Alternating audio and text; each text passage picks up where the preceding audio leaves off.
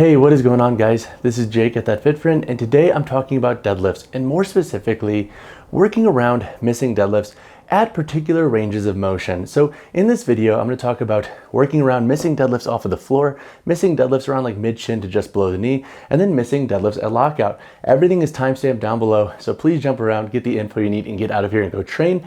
But when talking about the topic of working around a very specific range of motion in a deadlift that keeps tripping you up, we have to be specific with what we are doing. We have to remember that the deadlift is a skill. So if we want to get really specific with a certain range of motion, we need to cater accessories and drills to that range of motion.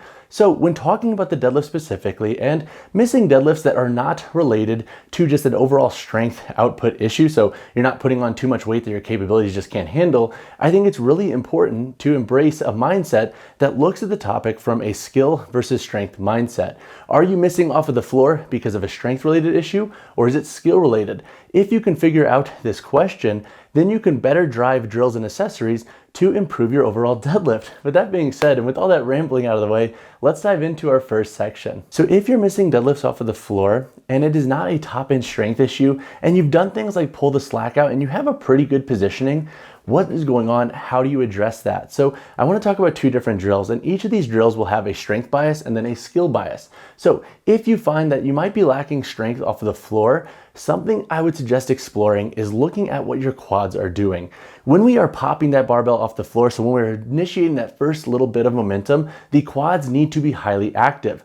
We need knee extension to start that barbell's momentum. What extends the knee? The quad. And so how I like to conceptualize this and how I like to language it to lifters is to think about, we have the posterior muscles here and the quad muscles. When we are starting our pull, our quads are going to need to be highly active driving into the floor, with the posterior muscles being pretty active at that. As we start to pull that weight and as we start to increase our barbell height, lift that barbell off the floor, the quads are going to become less active because the knee is going to be hitting full extension, and then the posterior muscles are going to be taking over. So if we don't have highly active quads to even get that barbell moving, we are not even giving ourselves a shot to use the posterior muscles to finish out that pull. So a drill that I would suggest exploring and adding to your next block or two is a leg press with a similar stance to your deadlift, and then also performed with a similar range of motion to your deadlift.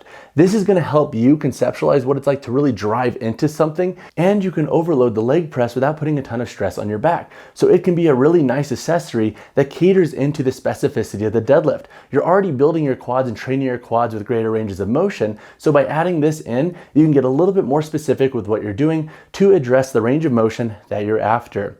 Now, if it is skill related in regard to pulling weight and getting it moving off the floor, something I have learned is that oftentimes it is helping a lifter better understand that when weight starts to move slow, it's okay, stay in the fight. So a lot of lifters, I think, can panic at times when the weight just doesn't pop off the floor, and then they can kind of get sporadic and their form goes out the window. So a drill that I love to program and use for lifters, and includes myself, is to use a tempo deadlift. And this means using a tempo through the concentric. So generally speaking, I will purposely program a slowed down tempo for lifters. And this is for intensities all the way up to like that top end intensity where it starts to get really tough to move that weight. Because if we can add a tempo, we can start to build in our mind that when weight gets heavy and when it starts moving slow, it is okay, stay in the pocket. I think one of the biggest things that folks struggle with the deadlift, especially at heavier weights, is just feeling comfortable moving slow. So by building up a little bit of a consciousness into what that feels like and getting yourself used to mitigating different loads with a slower tempo, I think you can have a really good carryover for moving weight off the floor and really just focusing on staying in the pocket. So try those two drills out. One is a little bit more specific to a strength deficit, while one is a little bit more specific to a skill deficit, but they can both be super useful for helping you build up your strength off of the floor with your deadlift. Our next section is working around missing deadlifts around like that mid-shin to just below the knee range of motion. So if you're able to pop that weight off the floor really well with the quads, and then you typically miss around this range of motion, oftentimes there is a lagging deficit in the posterior muscles. The quads are getting that weight moving, however the posterior can't start to take over and finish the job. So I have two drills once again. One is related to a strength related deficit, one is more skill related. An exercise that I would suggest exploring if it is strength related is the tried and true barbell RDL. And I love this exercise for two key reasons. Number one, it is pretty specific to the range of motion with the deadlift that you're going to be working with. But number two, it is super easy to modify this exercise. You can add tempos, you can add pauses, you can load them pretty heavy so you can get a nice carryover to the deadlift. So for example, if you were popping that weight off the floor and then you missed just below the knee or just around that range of motion, I would have you program for a block or two, heavier RDLs, and add pauses around that range of motion or around a range of motion that you could physically tolerate with that load. By doing so, we can really double down on what is happening at that range of motion. So when you start to pull that weight in your normal deadlift and you get that weight to that range of motion, so right around where you typically fail, you'll be way more poised to understand what it's like to mitigate load with that range. So you can basically put yourself into a better position and know you have the strength to handle that weight. Now, a skill-related exercise or drill that I would suggest exploring for mid-shin to just below the knee range of motion problems is the good old classic pause deadlift. So when you are starting to pull that weight, you're gonna add a pause for 1 to 2 seconds right around the range of motion that typically trips you up. You're gonna wanna use intensities that are below your normal threshold where you normally get stuck, and that's gonna help you build up the consciousness of maintaining your positioning and form where you typically get stuck. So by adding this pause, you're basically teaching yourself to pop that weight off the floor, stop where it typically gets tough, which is then going to disadvantage you and then force you to finish that pull. So you really have to work hard through that sticking point. And by using slightly lighter intensities, you can start to build up the consciousness of the skill of working through that range of motion that typically trips you up. Try those two out. They are fantastic. Honestly, with the RDL variation, if it is a strength related issue, I would even suggest swapping out deadlifts for a block or two for heavier RDLs. You would be surprised what you can do by building up your heavier RDL in regard to having the positive carryover for your deadlift. Our final section is missing deadlifts at lockout. So this would be the range of motion that's just above the knee to your fully locked out position. Generally speaking, if you're missing your deadlifts here and it is not a clear form issue, it's often the glutes that are lagging. Essentially, you're trying to finish that pull, but your glutes just can't bring your hips to that barbell to fully lock out. Now, two different drills you can try and play with include one being more strength biased, that's going to be an RDL with the band around the waist, and the other being more skill related, a block pull. Now, if you are lagging a little bit in the strength compartment, the RDL with the band around the waist is fantastic for two reasons. Number one, it is going to be a little bit more specific to the range of motion and the mechanics that you're going to need for your deadlift, but two, with the band around the waist, we're going to get a nice double bang for our buck. So we not only get the normal posterior benefit from the RDL, but we also have to have those glutes fighting that band's resistance through that full concentric. So if you are missing your deadlifts at lockout, having that additional resistance profile working against the glutes here as you bring them to the bar can be a really nice tool for building up the strength that it takes to lock out weight through that range of motion. Now, this would definitely be an accessory to add to your glute training already, so don't take away from what you're doing already for your glutes, but it can be a really nice tool to get a little bit more specific for the glute gains you're gonna get through that range of motion for the deadlift.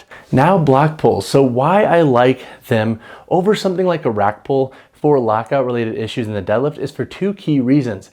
Number one, rack pulls can just beat the crap out of barbells, and honestly, I think for most recreational lifters, they're just not worth it in regard to the bang for the buck versus the cost it's gonna take on the barbell. The second reason is I feel like rack pulls are often just set up so high for most lifters that you don't really get a nice meaningful stimulus with the short range of motion you're working through. So I'll opt for block pulls for two reasons. Number one, you can generally increase the range of motion a little bit more and still get a ton of benefit. So for example, where I start to slow down in my deadlift is just above my knee. I'll actually set my block pulls around like the upper shin just below the knee, because with that slightly increased range of motion there, I have to now work a little bit harder to get that barbell moving and then past my sticking point. So by doing this, I feel like the range of motion is a little bit more meaningful for most lifters, because very rarely if you're pulling heavy weight and you get stuck around lockout, it's an issue that is just isolated to there. So by adding a little bit more range of motion, we're gonna have to fight a little bit harder to get it to that sticking point that we're used to. The second reason why I like block pulls is they don't beat up barbells, but they're very easy to scale in regard to height. So you can really curate that range of motion once again, but you can use height as a means of progressive overload. So if you are struggling around your lockout positioning, so just above the knee to lockout, you can add a little bit more range of motion slowly to get used to mitigating load through a greater range through that sticking point. So I like them for those two reasons over rack pulls. Rack pulls can work for some, however, they're just not my go-to, and that's why I'll choose the block pull over the rack pull. All right guys, that wraps up this video on missing deadlifts at different ranges of motion. So there are so many ways to approach this topic, so please don't take this video as an end-all be-all. These are just a couple of the drills that I like to play with and experiment with both myself and the lifters I work with when there is striking points consistently happening in the deadlift. If you have additional questions on any of the variations and exercises I discussed in this video, drop a comment down below or reach out to me personally, whichever you prefer. And if you are getting stuck consistently in your deadlift and you want your form checked out, or you just want an additional point of view on your pull, feel free to shoot me a message on Instagram. I don't mind shooting back some feedback here and there, depending on what you need. But as always, guys, drop a like on the video, subscribe to the channel. I'll see you in the next one.